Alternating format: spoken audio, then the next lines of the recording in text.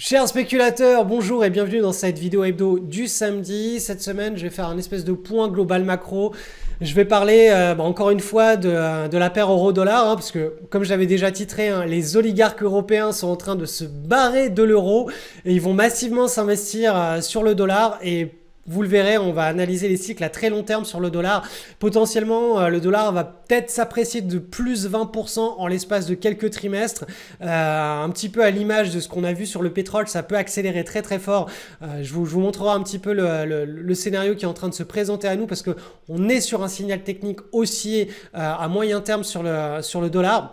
Je vais vous faire aussi l'analyse comparative de l'or coté en euros et de l'or coté en dollars et vous verrez que naturellement, l'or coté en euros est beaucoup plus bullish que l'or coté en dollars. Vous allez le voir, c'est flagrant sur les graphes. On va analyser le Bitcoin. Je vais vous faire aussi une analyse des tips, donc des obligations d'État sur des unités de temps qui sont sur des échéances qui sont courtes, donc des obligations d'État à court terme, mais qui sont indexées sur l'inflation. Et vous verrez que là, on est sur des niveaux de prise de position qui sont assez intéressantes si vous voulez en ajouter en portefeuille. Bref. On est vraiment sur une vision de cycle moyen-long terme pour, on va dire, si vous en avez besoin, remodeler un petit peu votre portefeuille en mode cycle inflationniste. Donc c'est parti pour cette vidéo qui devrait vous intéresser. On couvre large cette semaine. Analyse du Bitcoin, donc on repart sur cette vue d'ensemble, toujours la partie de ping-pong du sud vers le nord. Là on est en train de caler en mensuel, on le voit bien, on est en train de caler sur cette zone de résistance. C'est pas parce qu'on cale dessus qu'on est sur le Dead Cat Bounce. Le Dead Cat Bounce, je vous rappelle, il faut qu'on casse ces niveaux de support pour que ça passe à la trappe. Là si on casse cette zone là des 34 000 dollars, sur le Bitcoin, ça va pas sentir bon, ça va sentir le retour assez rapide vers les 20 000 dollars. Mais ça, c'est pas parce que même si on arrive dans ce cas-là, ça ne remettrait pas en cause sur le très long terme le cycle de hausse sur le Bitcoin.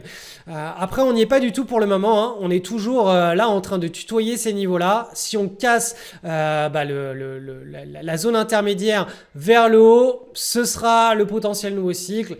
Voilà, tout se joue actuellement. Alors dans les ranges, je le répète chaque semaine, mais c'est complètement lié aux news.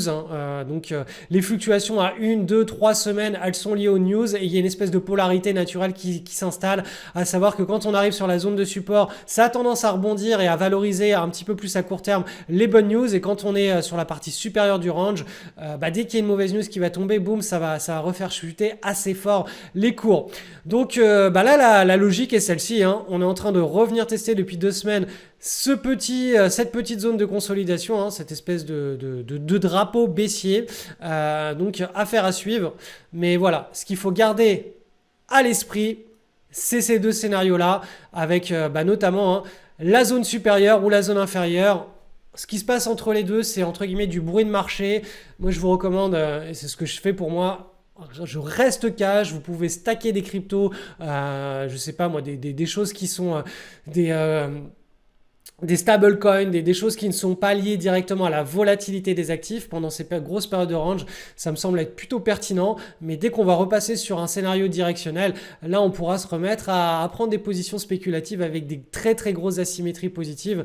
Et deuxième chose que je répète aussi régulièrement, si vous n'avez pas de Bitcoin dans un portefeuille qui est diversifié, quand ça a bien baissé comme ça, c'est quand même le moment de peut-être en prendre 1, 2, 3, 4% de votre patrimoine et une fois par an d'actualiser à 4% ce montant de votre patrimoine. Donc si le Bitcoin a doublé et que ça représente 8% de votre patrimoine, vous revendez la moitié de manière à vous retrouver à 4%. Et si le Bitcoin a rechuté de 50% et que vous vous retrouvez finalement à 2% de Bitcoin dans votre patrimoine, c'est le moment de doubler pour retrouver les 4%. Et tout simplement, ça je vous avais déjà montré à de nombreuses reprises les backtest, mais ça vous permet, grâce au jeu de la volatilité de cette classe d'actifs, d'améliorer considérablement votre rentabilité de portefeuille sans en accroître la volatilité. Et ça, c'est vraiment des choses qui sont très recherchées par les gestionnaires de portefeuille. Donc je fais un petit point sur l'eurodoll, l'euro qui est en train de prendre cher. Je vous en avais parlé il y a peut-être un mois ou deux en titrant la vidéo "Les oligarques européens quittent le navire". Je crois que c'était ça la vidéo YouTube, en expliquant tout simplement que voilà, Là, on a vu un gros break baissier là, de cette pattern de consolidation qui avait eu lieu en pleine tendance baissière. Donc tendance baissière, on va dire à court moyen terme. On avait correctement consolidé, là on est sur un graphe en hebdo. Et là, la semaine de fin février, on a vu le gros break. Et tout simplement là, quand on a une telle impulsion baissière, malgré qu'on soit dans un énorme range, donc à très long terme, hein, vous voyez ce gros triangle ici, bah là le break baissier qu'on a eu ici, j'étais vraiment pas rassuré sur le fait que le support là allait tenir.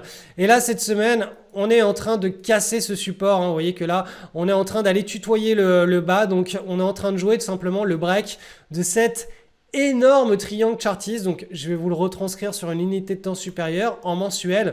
Vous voyez, hein, là ça fait des années, hein. Depuis 2015, on est en train de faire une partie de ping-pong dans cet énorme triangle. Et là, mois d'avril, on est en train de le casser par le bas.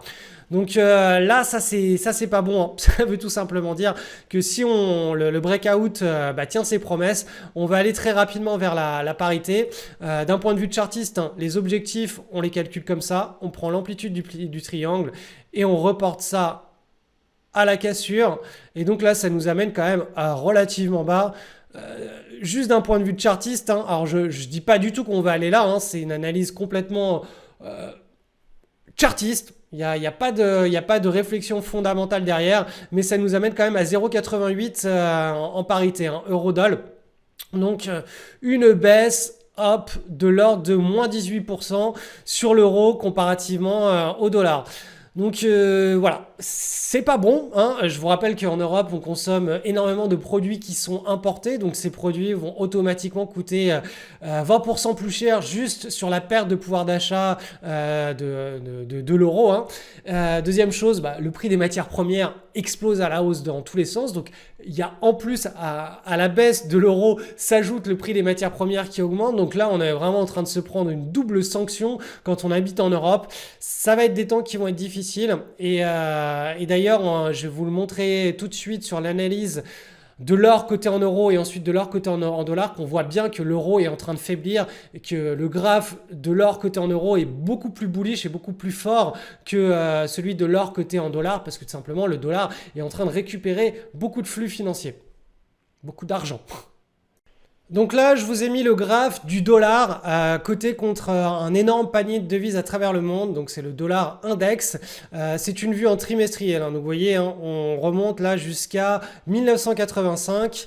Et là, depuis 2015, on est dans un espèce de range. Donc le dollar ici, hop, il bouge pas. Il est en train de consolider, hein. Et ici, on voyait bien, on avait un beau triangle, on a cassé par le haut. Donc là, l'idée, c'est que quand on consolide, comme ça, on fait une partie de ping-pong, à un moment donné, soit ça pète vers le haut, soit ça pète vers le bas. Et là, la dynamique, hein, qui est en train d'être enclenchée sur le dollar, c'est que vous voyez, on est passé d'un cycle ici de baisse, on a consolidé, boum, on est en train de repartir dans un cycle de hausse. On le voit ici, hein, la dynamique a changé. Là, on a latéralisé. Et là, vous le voyez, actuellement, pendant le trimestre qui est en cours, hein, le premier trimestre de cette année, on est en train d'aller tutoyer le haut du range. Donc peut-être que c'est une partie de ping-pong et ça va rebondir en bas. Mais là, si on clôture le trimestre en cours au-dessus de ces niveaux, ce sera un premier signal technique de breakout. Et ça, ce genre de signal technique, c'est tout simplement qu'on est en train de reprendre, si ça se valide, une nouvelle tendance à la hausse sur le dollar. Et l'objectif, hein, sur le dollar, si je vous mets la résistance, elle est ici. Donc ça nous donne une hausse du dollar de l'ordre de 20%. Donc voilà où sont ce que font actuellement les flux financiers, hein, c'est qu'ils sont en train de quitter le navire de beaucoup de devises actuellement à travers le monde. Et la devise en tout cas là des trimestres actuels, la devise du moins pire, c'est le dollar, et ça pourrait éventuellement s'accélérer au cours des prochains trimestres. Avec voilà, ce genre d'objectif, hein, plus 20% sur le dollar. Donc il va bien entendu falloir, hein, que ce signal tienne le coup, hein, tienne bon et soit validé le trimestre d'après. Mais voilà actuellement comment pensent les investisseurs, en tout cas les gros capitaux du monde entier. Ils sont en train d'aller se réfugier sur le dollar. Donc du coup, on en arrive à la conclusion du pourquoi est-ce que l'or coté en euros est beaucoup plus bullish que l'or coté en dollars. Je vous l'avais expliqué la semaine dernière, l'or coté en dollars, on va y revenir, on va y revenir tout de suite, ce sera beaucoup plus simple pour les explications. Je vous avais tracé cet énorme triangle en vous disant, voilà, on n'a pas cassé la bande de Bollinger supérieure en mensuel, donc on n'est toujours pas lancé dans une vraie grosse dynamique d'accélération.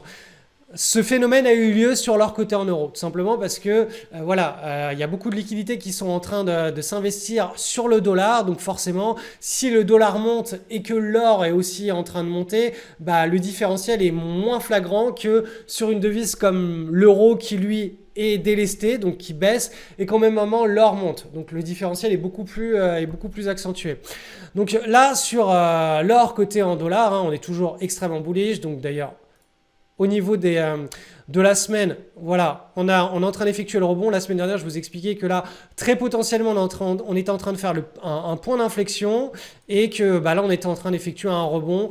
Voilà, on est dans une dynamique de hausse en hebdomadaire sur le dollar côté contre sur l'or côté contre du dollar, et potentiellement, vu qu'on est sur des grands cycles, on va pouvoir ranger dans ce triangle. Et si les choses s'accélèrent d'un point de vue macro, il y a des news qui sont assez mauvaises pour les fiat, on pourra accélérer beaucoup plus fort. Donc ça, c'est la situation, voilà, de l'or coté en dollars. Mais maintenant, si je vous passe le graphe de l'or coté en euros, vous voyez qu'ici, là, on l'a eu le mois dernier, là, ici, on a eu le break au-dessus de d'ailleurs, on l'a eu dès le mois de février, le break au-dessus de la bande de Bollinger supérieure avec la cassure ici de cette consolidation mensuelle. Donc la reprise du cycle de l'or, elle est beaucoup plus forte et visible sur l'or coté en euros.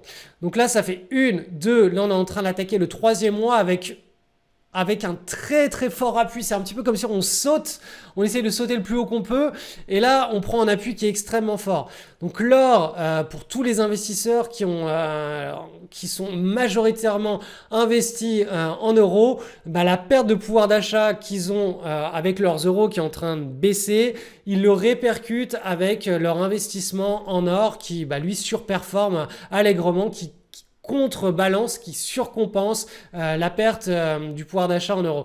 Donc voilà, ça c'est très important de comprendre ces phénomènes. Si vous avez un portefeuille qui est correctement construit et qui est en devise européenne, vous avez de l'or, et l'or contrebalance la perte de la devise euro. Si vous êtes sur un portefeuille coté en dollars américains, certes l'or va faire moins bien coté en dollars américains que coté en euros, mais comme le dollar américain lui baisse moins et au contraire se met à monter face au reste des devises internationales, c'est normal. C'est normal que l'or contre du dollar monte moins, et en réalité toute cette logique, c'est que votre pouvoir d'achat reste conservé, quelle que soit la devise, quel que soit le cycle de marché. Vous avez un pouvoir d'achat qui est, on va dire, correctement conservé. Donc ça, c'est toute la logique de créer un portefeuille long terme pour pouvoir assurer sa retraite, et qui permet que ce soit un portefeuille 100% passif ou semi-passif, ça vous permet de conserver votre pouvoir d'achat.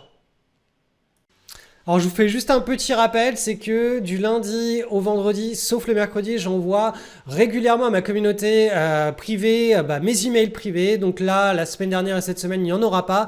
Mais il y a plein d'infos, il y a des graphes, il y a des conseils, des anecdotes, de la psychologie des foules, des recommandations d'investissement, ma perception tout simplement du monde qui est en plein mouvement. Et bien tout ça, je vous le transmets via ces emails privés. C'est des choses qui ne sont pas transmis dans les vidéos YouTube le samedi, tout simplement parce que ça me prendrait beaucoup trop de temps. Un email, souvent c'est quelque chose qui est très documenté, ça prendrait trop de temps de faire ça sur YouTube. Donc je vous invite à rejoindre ma liste, ma newsletter d'emails privés. Le lien est en description. Cette semaine, il n'y en aura pas, mais je reprendrai très probablement la semaine prochaine. Si vous n'êtes pas dedans, franchement, vous loupez plein de pépites. Analyse du SP500 avec cette vue mensuelle hein, pour toujours resituer où on en est dans le cycle. Donc là, la grosse chandelle rouge que vous êtes en train de voir, c'est une chandelle du mois d'avril. On est actuellement le 16 avril en plein milieu du mois et vous voyez que là depuis 3 mois, la volatilité se contracte, les cours latéralisent et la forme des bandes de Bollinger de la volatilité qui devrait advenir au cours des prochaines semaines est celle que je vous ai dessinée en bleu. Donc rappel, on est dans un gros marché en range. La tendance de fond à très très long terme, c'est un gros bull market. Actuellement, on est très loin d'être dans un bear market, marché baissier, malgré toutes les tensions inflationnistes et tout ce qu'on peut, on peut trouver de négatif quand on analyse hein, les fondamentaux de l'économie. On n'est absolument pas pour le moment en bear market. On est simplement en train de digérer toute la hausse qu'on a eu depuis le Covid. C'est tout, rien d'autre. Et d'ailleurs, quand on regarde hein, la baisse qui a eu lieu là, entre le plus haut et le plus bas, on est sur du moins 15%. Moins 15%, c'est vraiment typique hein, des consolidations de marché, des corrections de marché quand on est dans un vrai grand bull market. Donc voilà, ça c'est l'image à garder. Donc au fil des mois et des trimestres, on devrait rester dans ce range avant de prendre une nouvelle direction. Donc soit continuation de bull market, soit effectivement on inverse la tendance et là on a un bear market. Maintenant, on va aller zoomer pour voir un petit peu ce qui se passe dans ce range, même si en réalité, hein, dans les ranges, c'est du bruit. Ce bruit est généré par les news à très court terme. Donc voilà, à très court terme, il y a une news qui tombe, on arrive sur une zone de résistance, il y a une mauvaise news qui tombe, boum, ça régénère un mouvement en sens inverse. Là, on va arriver, on était déjà sur une zone de support qui a été cassée. Je vous ai remis la prochaine qui est ici hein, sur le SP500, autour des 432, donc 4300 dollars, 4300 points. Là, pareil, s'il y a des news positives qui tombent, on devrait avoir un nouveau rebond, mais en réalité, hein, comme j'expliquais, là, c'est du ping-pong, hein, c'est du ping-pong, de la volatilité, c'est les news à court terme qui font un peu le marché. Donc là, pour le moment, on est toujours, on est en train de repartir vers la zone sud hein, de la table de ping-pong. Voilà, j'ai rien à ajouter, je sais absolument pas quelles sont les news qui vont tomber dans les jours et les semaines à venir. Je n'ai pas de boule de cristal. Tout ce qui nous importe hein, quand on fait de la spéculation, ce qui nous importe, c'est pas de savoir ce que les marchés vont faire demain, après-demain ou un système magique. Non, ce qui nous importe, c'est de savoir quand est-ce que toutes les planètes sont alignées pour avoir un pari avec une très forte asymétrie positive, avoir des probabilités de réussite qui sont plus importantes que la moyenne. Donc c'est pas parce que on fait un pari qu'on va avoir un trade extrêmement gagnant. Par contre, quand on fait un pari dans des bonnes conditions de marché, on peut réussir à avoir plus de 50% de taux de réussite quand toutes les planètes sont alignées. Donc on va attendre ce genre de conditions de marché, c'est-à-dire quand les marchés sont clairement à la hausse. Donc je vous rappelle, hein, un marché qui est à la hausse, c'est un marché qui est directionnel. Là, on est en marché en range, il n'y a pas de direction. Donc si vous voulez opérer dans ce type de marché, vous utilisez un money management qui est très défensif pour sélectionner vos opportunités. Hein, donc swing trading en hebdo, swing trading en daily sur les actions prises individuellement à partir des screeners. Je vous rappelle, un screener, ça vous trouve parmi 10 000, 15 000 opportunités, quelques pépites chaque semaine qui sont potentiellement en situation de décalage avec une asymétrie positive.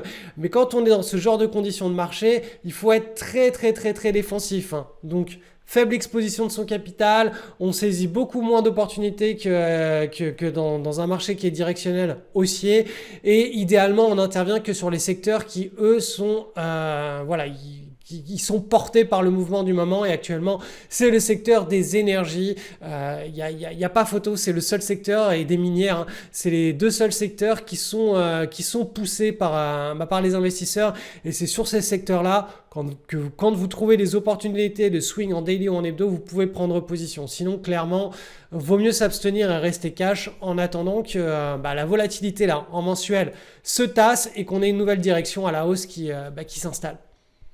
Allez, j'en profite cette semaine pour vous faire un petit point sur les VTIP. Donc les VTIP, ce sont tout simplement les obligations d'État indexées à l'inflation, mais les obligations d'État à très court terme. C'est-à-dire, je crois que les échéances, si je me trompe pas de mémoire, ça doit être autour entre 1,5 et 2 ans sur ces obligations.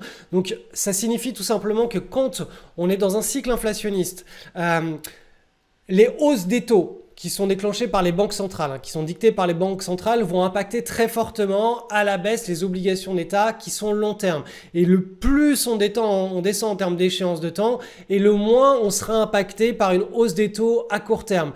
De même que sur le cycle inflationniste, ce qui va prendre le plus cher, c'est les obligations à long terme. Donc dans ce genre de cycle, si vous voulez optimiser la partie obligataire de votre portefeuille, vous avez la possibilité de descendre en termes d'échéance. Donc ça, c'est une première chose. La deuxième chose, c'est que vous pouvez mixer ça avec notamment des obligations indexées sur l'inflation. Donc là, ces obligations indexées sur l'inflation font bien en période inflationniste et font bien en période déflationniste. Pourquoi? Parce que en déflation, les obligations déflation, désinflation, les obligations d'État marchent très bien, et en période inflationniste, il nous faut un facteur inflation. Donc quand on indexe ces obligations d'État au facteur inflation, donc au niveau d'inflation, ça nous permet de faire correct, de faire bien quand on est en période inflationniste. Donc si vous voulez un petit peu le meilleur des deux mondes, vous descendez les échéances de vos obligations d'État. Donc typiquement les VTIP, on est sur du 1 an et demi, 2 ans, 2 ans et demi. Et vous les indexez ces obligations à l'inflation. Donc voilà, ça c'est le produit que je voulais vous analyser. Donc vous voyez, là pendant de nombreuses années, on était dans un énorme range. Et ici, on a eu le breakout, on est sur du mensuel. Donc au mois de juin 2019, on a eu le breakout. Donc là, hop, ça nous disait tout simplement, on est en train de partir dans un nouveau cycle. Là, on a eu la crise Covid avec pendant un mois une grosse crainte déflationniste, récessionniste. Et puis là, on est parti réellement dans le bull market. Et vous voyez là, depuis le mois de août 2021, on range. Donc là, on a un très joli range ici que je vais vous dessiner. On est sur les supports ici, vous le voyez, la moyenne mobile ici à 20 mois. Elle sert de support dynamique. En réalité, on a ce qu'on appelle une tasse avec une anse qui est en train de se former. Donc vous voyez, là on a la tasse et là très probablement on a l'anse qui va se former. Et ensuite, si le cycle inflationniste s'installe pour de bon, on devrait à nouveau casser par le haut et relancer une nouvelle vague de hausse sur cet actif. Donc c'est un actif qui, entre guillemets, s'approche du cash. Vous voyez que là, si on regarde voilà, la hausse, c'est une hausse là sur un an en plein cycle inflationniste de 7,5%. Donc c'est un actif qui est très peu volatile, ça verse des dividendes, les dividendes ne sont pas réinvestis là dans le graphe, mais ça verse des dividendes. Ça permet tout simplement de pouvoir diversifier son portefeuille et de tendre vers quelque chose qui est beaucoup plus proche du cash, en ayant une rentabilité qui, elle, est un petit peu baquée en grande partie sur les niveaux d'inflation. Et là, on est sur des niveaux de support. Donc voilà, ce type de produit devrait vous intéresser si vous voulez optimiser vos portefeuilles. Vous pouvez en trouver notamment qui sont sur le site de Lyxor ou Amundi. Donc si vous êtes résident européen, vous pouvez trouver ce genre de produits. Donc ce sont je crois qu'on appelle ça des obligations indexées sur l'inflation, des OII en français, mais peut-être que c'est sous le terme TIPS. Vous pouvez en trouver. Donc essayez d'aller chercher des obligations d'État qui sont basses en termes d'échéance, idéalement inférieures à 7 ans et qui sont indexées sur l'inflation, et vous pourrez vous exposer tout simplement vous pourrez en mettre un petit peu en portefeuille et vous exposer à ce grand cycle inflationniste naissant. Et sachez tout simplement que même si le cycle inflationniste ne se met pas en place, en plein cycle désinflationniste ou déflationniste, les obligations d'État continuent à performer. Donc certes, les obligations d'État qui sont indexées à l'inflation performeront moins bien en cycle désinflationniste et déflationniste que les obligations d'État tout court, mais elles performeront quand même correctement. Donc voilà, ça me semble être un choix diversifiant et qui permet de nous couvrir. Donc vous avez effectivement les matières premières, les énergies, l'or et les obligations indexées sur l'inflation pour pouvoir correctement surfer le cycle inflationniste. Donc voilà où on en est sur les tips à court terme. Allez, dernier petit call avant de nous quitter. Si vous n'êtes pas inscrit sur ma liste d'emails privés, franchement, vous loupez énormément d'articles, de réflexions, de recommandations, tout simplement de mindset pour mieux investir, pour mieux spéculer. Les emails privés sont envoyés le lundi, le mardi, le jeudi, le vendredi. Cette semaine, j'en enverrai pas, mais je vais reprendre la semaine d'après, donc dans 7-8 jours. Voilà, ne loupez pas ça parce que vous passez vraiment à côté de beaucoup de choses. On m'a même demandé de les retranscrire pour en faire un livre. On m'a proposé de publier tous mes emails privés sous forme de bouquin. Donc c'est pour vous dire que voilà, vous loupez quand même des choses assez intéressantes si vous n'êtes pas sur cette liste. Et si vous voulez la rejoindre, le lien est en description.